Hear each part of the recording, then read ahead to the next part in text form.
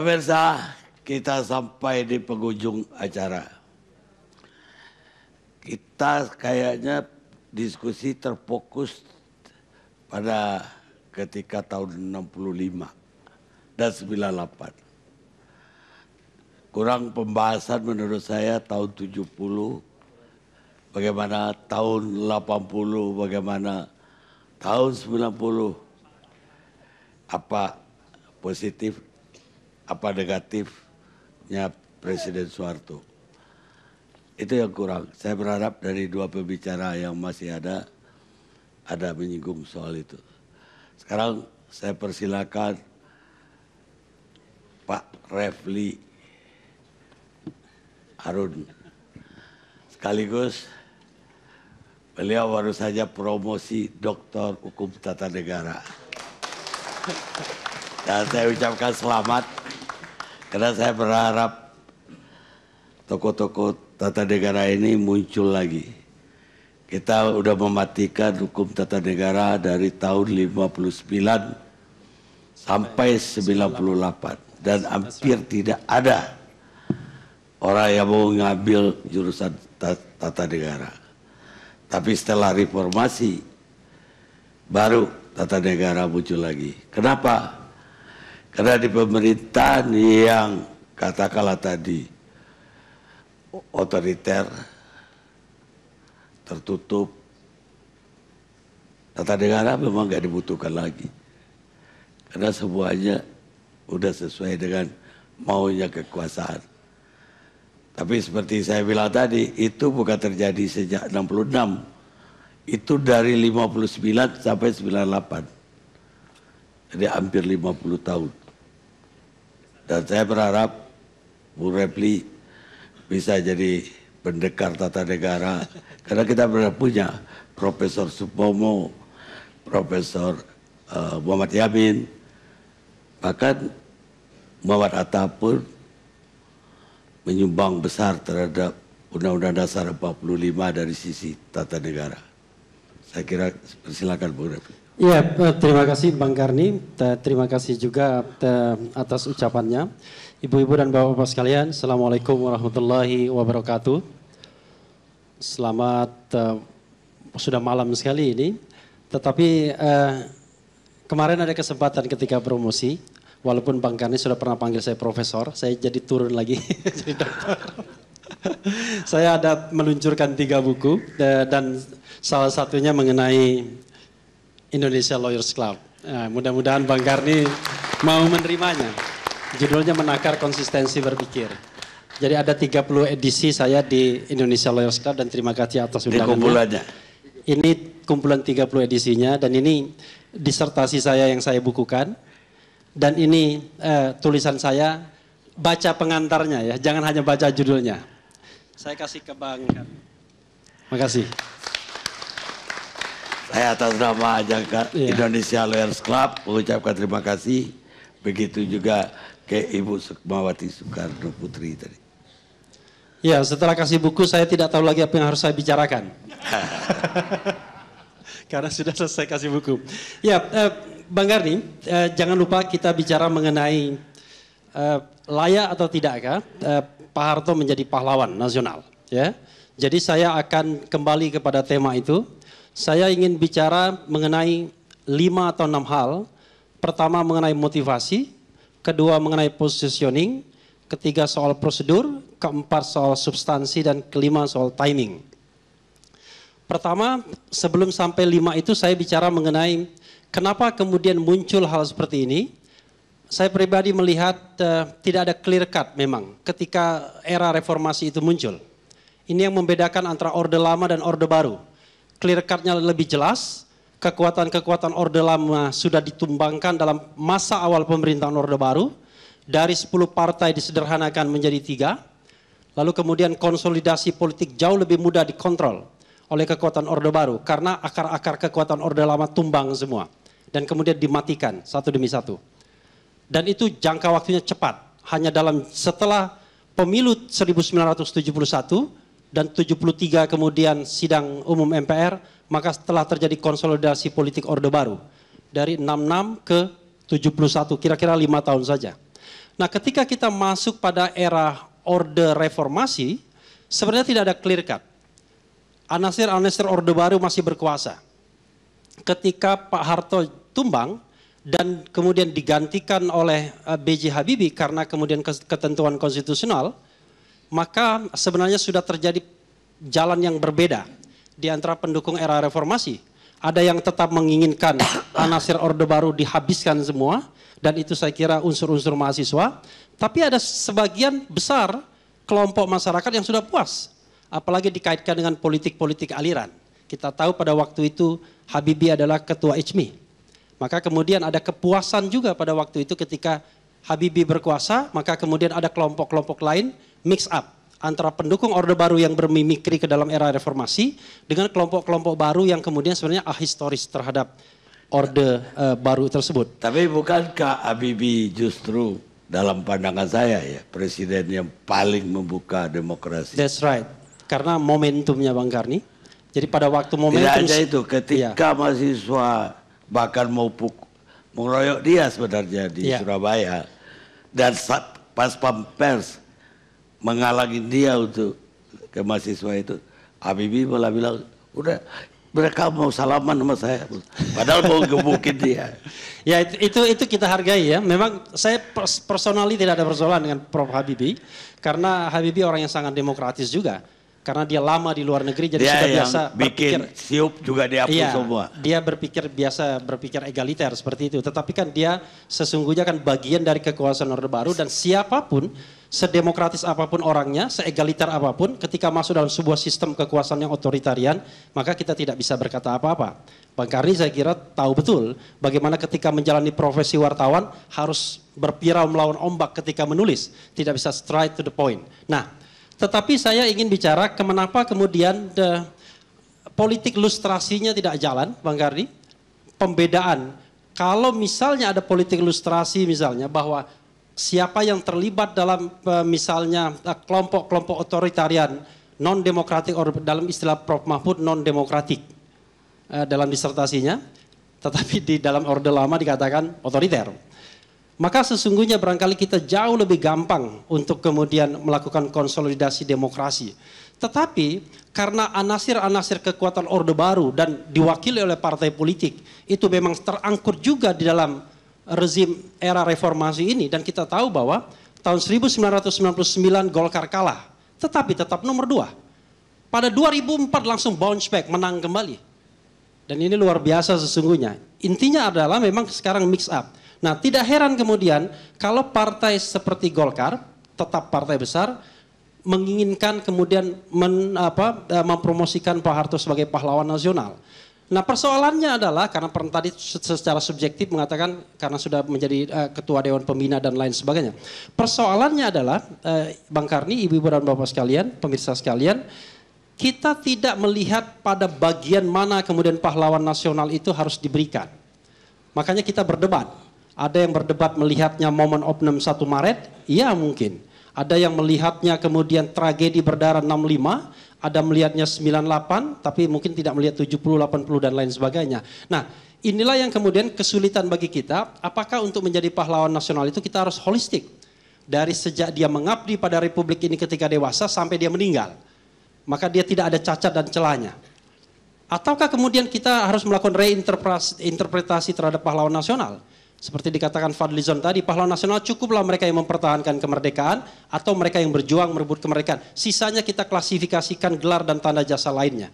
Nah, karena ini tidak diklasifikasikan, maka kemudian terjadi pro dan kontra, terjadi penolakan-penolakan dan lain sebagainya. Tentu kan kita tidak bisa mengabaikan jasa-jasa yang sudah diberikan setiap orang di Republik ini. Tetapi kita juga tidak bisa melupakan bangunan-bangunan otoriter kemudian ketika yang bersangkutan berkuasa. Saya membayangkan misalnya ibu-ibu dan bapak-bapak sekalian, kalau pemerintahan Orde Baru tidak berkuasa 32 tahun, saya membayangkan mungkin bangsa kita ini sudah menjadi bangsa yang jauh lebih besar. Dengan HDI, Human Development Index yang barangkali jauh lebih hebat. Tapi sekarang kita kan ketinggalan. Kita ketinggalan setback dibandingkan negara-negara yang kurang lebih baru merdeka. Ya, kita merdeka tahun 45, coba bandingkan dengan negara-negara yang hancur lebur seperti Jepang, Korea dan lain sebagainya, Singapura, Malaysia dan lain sebagainya, yang berangkatnya sama. Kita jauh ketinggalan. Nah, Kita tidak boleh lupa itu. Tetapi dari sisi prosedur, ya siapapun boleh. Ya, siapapun boleh menurut saya untuk mengusulkan siapa yang ingin menjadi pahlawan nasional. Tetapi alangkah baiknya kalau seandainya pengusulan itu jauh lebih demokratis, berasal dari akar rumput dan lain sebagainya. Tetapi kan kita tidak tahu. Kita kan selalu bicara ini politik. Selalu saja ada kelompok-kelompok politik tertentu yang ingin mendorong, tapi ada kelompok politik yang lainnya selalu ingin menolak. Maka sesungguhnya kalau saya katakan ibu-ibu dan bapak-bapak sekalian mengenai pahlawan nasional Pak Harto ini isu elitis sesungguhnya. Bukan isu akar rumput, isu elitis saja. Baik antara yang mendorong maupun yang menolak. Dari sisi substansi yang ketiga, tadi sudah saya singgung kalau kita bicara substansi. Pada substance mana, pada substansi mana kita mau berdiskusi bahwa Pak Harto layak menjadi pahlawan nasional. Kalau kita bergerak hanya pada misalnya serangan umum 1 Maret, that's right, pasti layak.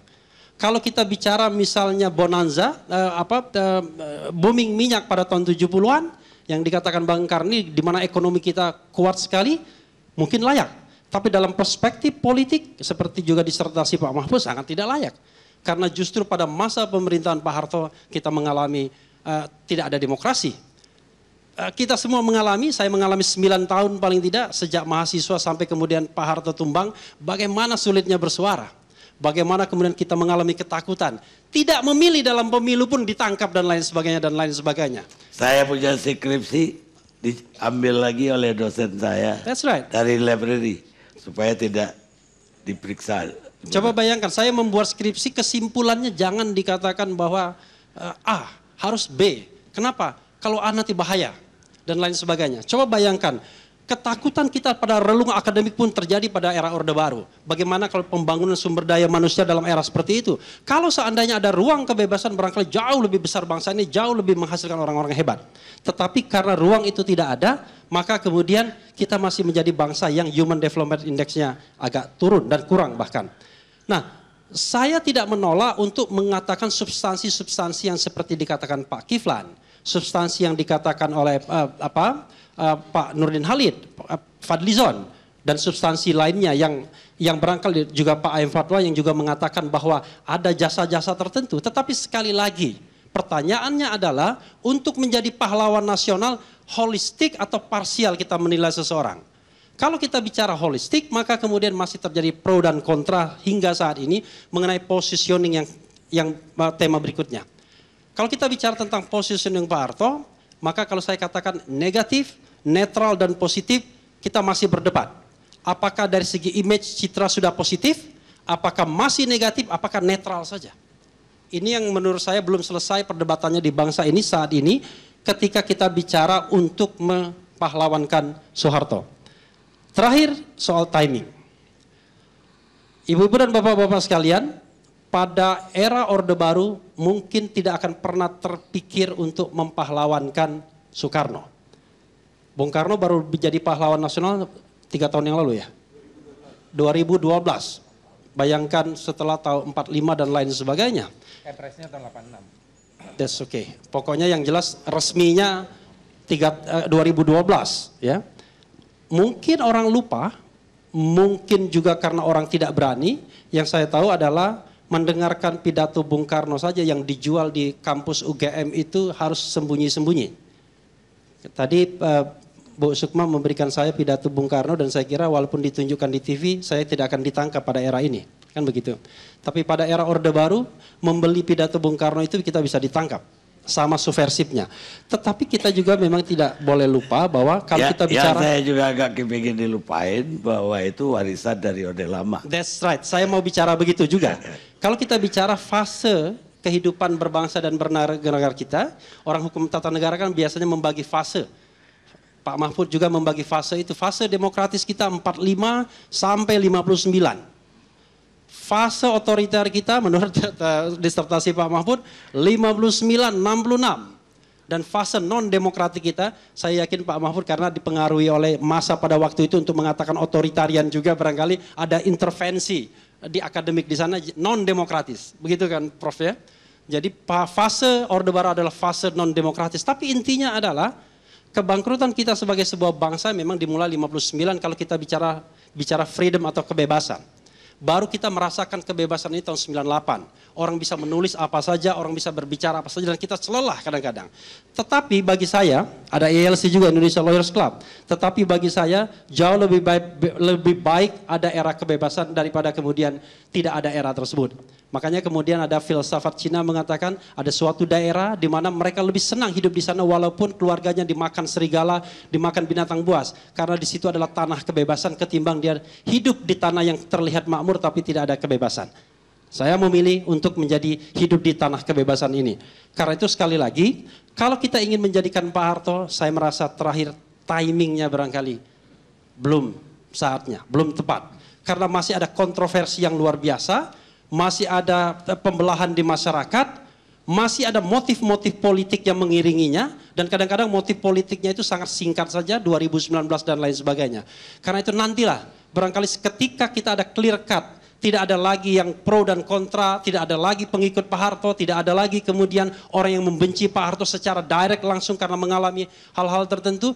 Pada saat itulah barangkali kita bisa mempahlawankan Pak Harto dengan satu objektivitas pada momen oknum yang mana dia pantas disebut pahlawan dan pada bagian mana sesungguhnya dia telah merusak bangsa ini. Wabillahi taufiq wal hidayah. Wassalamualaikum warahmatullahi wabarakatuh.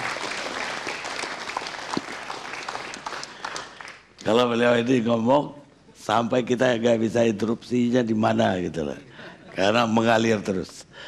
Sekarang Profesor Mahfud sebagai closing. Terima kasih. Ya, terima kasih Bang Karni.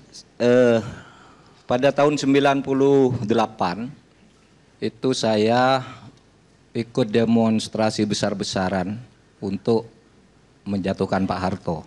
Saya pegawai negeri sipil, tetapi pada waktu itu saya di Jogja bersama teman-teman, ada 87 perguruan tinggi pada waktu itu bergerak bersama-sama agar Pak Harto turun. Ketika Pak Harto kemudian mengumumkan akan melakukan reshuffle dan akan mempercepat pemilu, kami dari Jogja berteriak, tidak ada reshuffle, Pak Harto harus turun. Sehingga pada saat itu Pak Harto kemudian sesudah mengambil 11 tokoh agama itu, pada akhirnya 2 hari kemudian toh berhenti juga. Artinya pada waktu itu kita bertaruh juga, kalau Pak Harto tidak jatuh, orang-orang seperti saya ini habis sudah pada waktu itu. Tetapi pada waktu itu ada Amin Rais, Lukman Sutrisno, puluhan ribu orang berbaris di Jogja menuju keraton agar Pak Harto turun dan tidak bisa ditawar. Itu pengalaman saya tentang Pak Harto. Yang kedua, pada tahun 78, saya adalah mahasiswa baru yang untuk pertama kali ikut demonstrasi mahasiswa di Indonesia yang isunya minta Pak Harto diganti. Sebelum itu tidak ada demo minta Pak Harto diganti. Ada tahun 74 Malari itu tidak minta Pak Harto diganti, itu demo untuk modal asing, untuk dominasi Jepang di sini. Tapi 78 saya ikut demo yang kemudian waktu itu ditembaki mahasiswa, ada yang masuk penjara. Korbannya seperti Heri Ahmadi, Rizal Ramli, Magdir Ismail dan sebagainya itu yang kemudian dipenjarakan pada tahun 78 itu. Lalu jauh sebelum itu saya masih teringat ketika Pak Harto baru naik presiden. Saya masih kecil, ini untuk memberi bingkai dulu pada apa yang ingin saya sampaikan. Saya masih kecil pada waktu, Pak Harto pada waktu itu dipuja-puja di mana-mana. Benar kata Pak Kiflan, saya masih ingat Bung Karno itu dikejar di mana-mana, bahkan demo-demo itu mengatakan mahmilupkan Bung Karno. Gitu. Artinya pada mulanya Pak Harto itu adalah orang yang memang dianggap penyelamat terhadap bangsa ini. Tetapi sejak tahun 78 itu sudah terasa bahwa korupsi sudah mulai merajalela dan itu baru berhasil kita menjatuhkannya pada tahun 98. Jadi dulu saya adalah orang yang secara politik sangat tidak suka dengan Orde Baru, sehingga saya ikut turun. Tetapi sesudah lama begini, ya alasan-alasan dulu menjatuhkan Pak Harto tuh KKN misalnya. Nah sekarang KKN lebih banyak loh dari zaman Pak Harto. Iya loh, lebih banyak.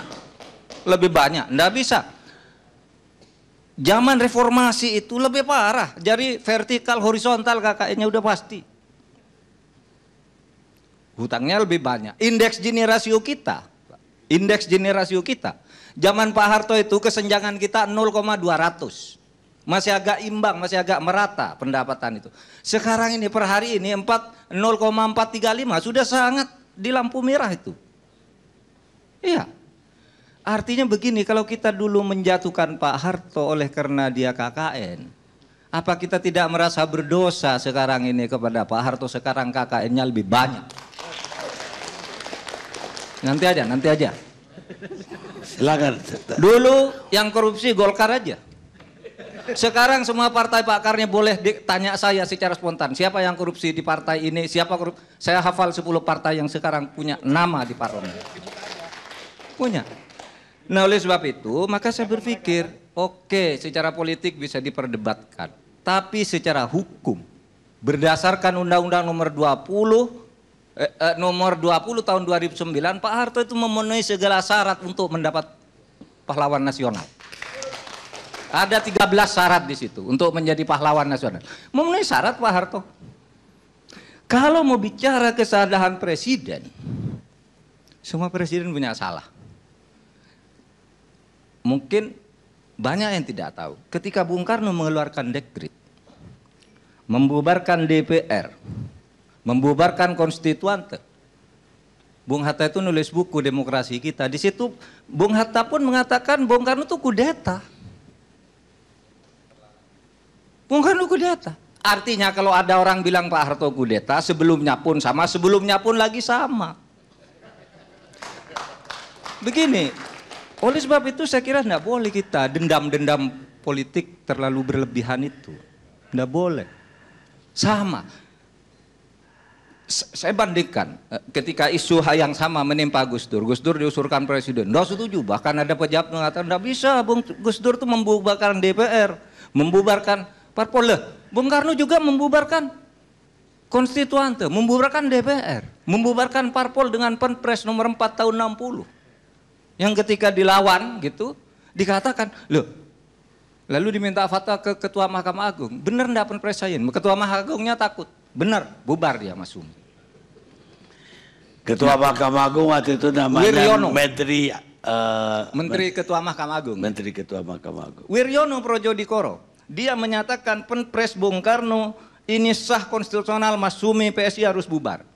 Tetapi begitu Bung Karno jatuh tahun 66 bulan Februari, adalah Wiryono yang membuat petisi bahwa Bung Karno melakukan pelanggaran konstitusi karena membubarkan Mas Sumi dan PSI. Wiryono yang buat petisi itu. Padahal dia dulu yang membuat konsep pembubarannya oleh Bung Karno. Itu artinya apa? Itu soal politik situasional aja. Sehingga bagi saya, kalau kita mau susah sih. Saya agak kurang sependapat dengan Bung Refli. Ini tidak ada ukurannya nih. Pahlawan di bidang apa, pahlawan di bidang apa, pahlawan di bidang apa gitu. Sudah ada ukurannya di undang-undang. Dan Kementerian Sosial saya kira sudah memproses secara hukum sudah benar. Tapi secara politik belum. Sudah ada ukurannya. Kalau misalnya kita mau fokus pada Pak Harto. Ya dia belum pernah dijatuhi hukuman pidana juga. Bung Karno juga belum pernah diadili, belum pernah dia jatuhi hukuman pidana. Kemudian malah sekarang itu orang mulai kampanye rindu ya zaman Pak Harto gitu. Saya tidak rindu sama sekali. Tapi sekarang kan sudah dikampanyekan. Dan ini seluruh proses reformasi sejak awal kita nih menjadi semakin jelek bukan semakin baik kecuali di dalam kebebasan berpendapat, berorganisasi dan sebagainya. Tapi korupsinya makin merata sekarang ini. Angka kesenjangan tadi, kemudian indeks persepsi korupsi kita di dunia internasional. Masa kita memperbaiki naiknya setahun dari tahun sesudah 18 tahun reformasi dari 2,4 cuma jadi 3,6, belum mencapai angka untuk lulus tuh minimal kan 5,5 lah. Ini masih 3,6 sekarang ini. Nggak ada perubahan sama sekali sebenarnya dalam perbaikan ini. Nah, oleh sebab itu, kalau bicara Pak Harto, ya Pak Harto itu sudah berhasil lah membangun ekonomi. Bahwa dia salah, ya salah. Presiden sebelumnya juga salah, presiden sebelum lagi salah, gitu. Oleh sebab itu, kenapa pinjam istilah Pak Fatwa, ini orang-orang yang sangat hebat semua, sangat mulia hatinya untuk bangsa ini. Kenapa tidak semua presiden yang pernah menduduki jabatan itu dengan segala jasanya, kita anggap pahlawan aja lah. Saya terus terang, saya pergi ke Sumatera gitu, ke Simalungun gitu, ada satu pahlawan nasional. Ini pahlawan nasional, waktu itu Bung Karno tidak, saya mau nangis.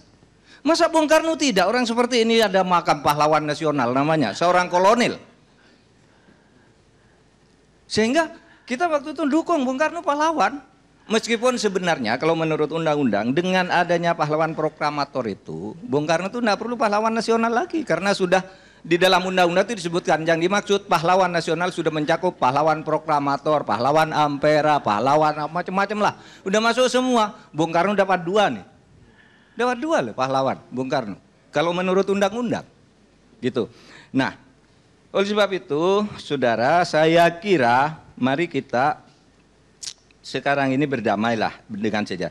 Saya ingin katakan bahwa siapa yang menentukan memberi atau tidaknya itu, pertama harus dikatakan bahwa untuk menjadi pahlawan itu bukan hak orang yang akan mendapat pahlawan, bukan hak.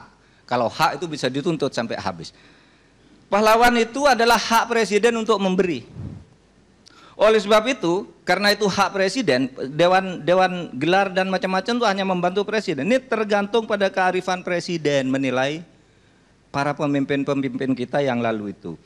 Kalau bicara Pak Harto jeleknya ya banyak sekali, baiknya juga banyak sekali. Misalnya, karena saya katakan dulu kan didukung pada awal Orde Baru, tapi lama-lama korupsi. Kalau menurut Pak Sumitro itu kan sejak tahun 78 Pak Harto mulai korupsi kan pada waktu itu. Sejak itu pula mahasiswa mulai, maksud saya pemerintahannya korupsi, penuh KKN gitu. Tapi sejak itu pula kemudian mahasiswa berusaha menurunkan Pak Harto dan itu baru berhasil 20 tahun. Nah, jadi sekarang yang menentukan adalah presiden, itu hak presiden. Kalau hak itu bisa dituntut dan bisa tidak. Oleh yang memberikan, bisa diberikan, bisa tidak. Nah, oleh sebab itu kearifan presiden menurut saya kita tunggu. Dan kalau saya sangat bergembira dan bersyukur Bung Karno itu sudah diberi gelar pahlawan nasional, dan saya berharap Pak Harto pun, Gus Dur pun, SBY pun nantinya. Tapi kalau Pak Gus Dur, SBY itu belum berhak mendapat pahlawan nasional, bukan karena pelanggaran. Karena yang dikatakan pahlawan itu harus sudah meninggal. Kalau belum meninggal tanda jasa namanya. Oleh sebab itu yang mintakan pahlawan nasional untuk Gus Dur itu Gus Dur sudah wafat ya, Pak SBY yang belum. Boleh, Gus Dur boleh diajukan. Boleh diajukan Gus Dur sekarang ini.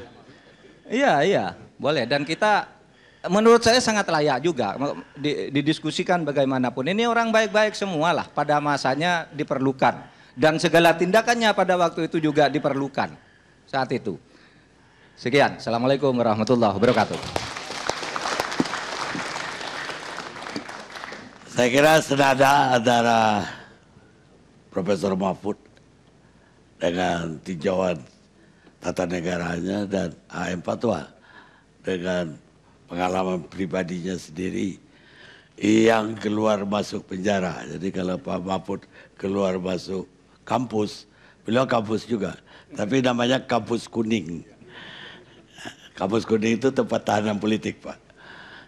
Dan dia keluar masuk, yang penting dua-duanya lebih cenderung melupakan yang jelek dan mengambil yang baik dari semua presiden kita yang ada.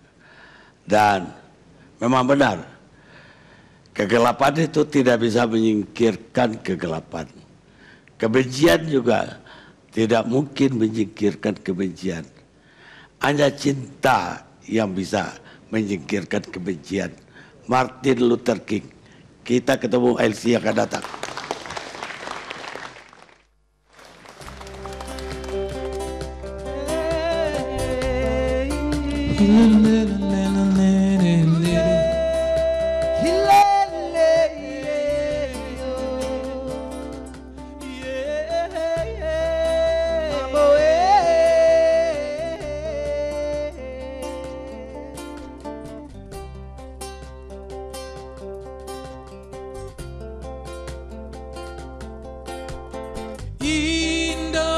Indonesia merah darahku, putih tulang bersatu dalam anganku. Indonesia, debar jantungku, getar